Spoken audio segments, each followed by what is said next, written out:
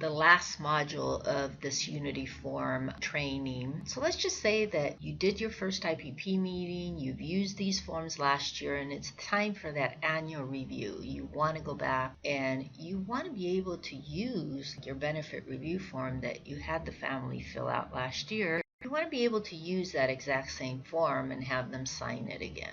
So I'm going to teach you how to create a copy of these forms. Once again, in the office, you're going to prepare for that meeting and you're going to log into your Unity client. You're seeing this on the screen. I'm logging in at this moment. And you want to access those forms that you created last year. So you don't want to create new forms. You don't want to go to your personal page. That's just going to create a new form. But you want to go to custom queries to see those forms. So once again, you're only going to see the option of all client records, and you're going to type in the UCI. So again, everything's triggered by UCI in this form. And so it's going to pull up these forms that you created last year on 3/24 of 2017. And let's just say that now we're in March of 2018.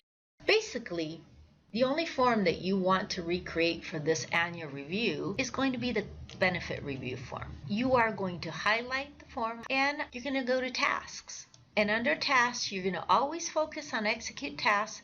Just ignore everything else here. Any other option you're not going to click on. You're only going to focus on execute tasks. And you're going to click on create new form. Okay? After you click on create new form, remember there's this little magic button here. The little arrow by all client records, it says refresh, and you click on refresh. And now you have two benefit review forms with the same date. It's always going to be the second one, the one that you just created a copy of. Okay, you created an exact copy of the one from last year, but it created it with the date of last year, and you wanted it to have the date of this year's meeting. So what you have to do is you have to go to task, execute task. Once again, ignore everything else, and you're going to update the date on that form. You're going to, so this year, on 2018, you're going to go to the meeting on March 22nd, and you're going to press submit.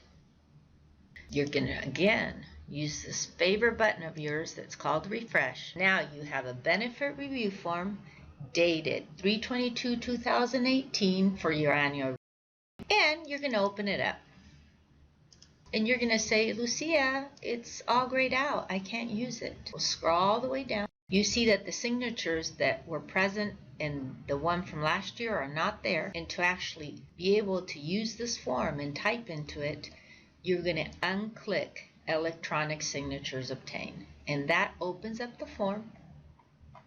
And what you're going to do now is you're going to change the date. You're in 2018, right? 2018, change that date. Scroll down. Are there any other dates that you need to change? Because you just copied a form from 2017, so you want to make sure that everything says 2018. And you have it ready for the family to be able to view. So I'm going to press submit. It's ready for me. And when you go to your annual review meeting and you're going to open this up on your iPad, you're just going to have the family look at it and tell you, are there any changes on this form from last year? And many people will say no, and all you have to do is have them sign it, and that's all you have to do with the benefit review form. Before I end this module, I do want to teach you how to add locations to the client location sheet. To access the client location sheet, once again, you're going to go to Custom Queries, All Client Records. Here it is up here. You're going to open it up. Client location sheet's not a form that we lock. There's no need to lock the form. So all you're going to do is, let's just say that this client is in jail, and so I'm going to add a location. So the client is in jail as of the 25th of March. You're going to say what jail he's in and the name of the jail and the address. What type of facility. You're going to scroll down. You're going to click on jail, and you're going to type your initials. Okay? And you're going to press submit. And that's already updated. It's in the record. You don't need to do anything else. Say that he's only in jail for 3 days. You're going to open it up again. And you're going to add one more. And you're going to say that on 3/24, he's back wherever he lives or whatever type of facility. He's actually back in the SNF he was in. And I'm just making this up. Press submit. I mean, there's nothing easier than updating now these client location sheets, because you really only have to go to custom queries and pull it up. That is the end of the Unity Form trainings. Make sure that if you have any questions, you contact the help desk or your program manager or your office manager, who will be able to walk you many of these features.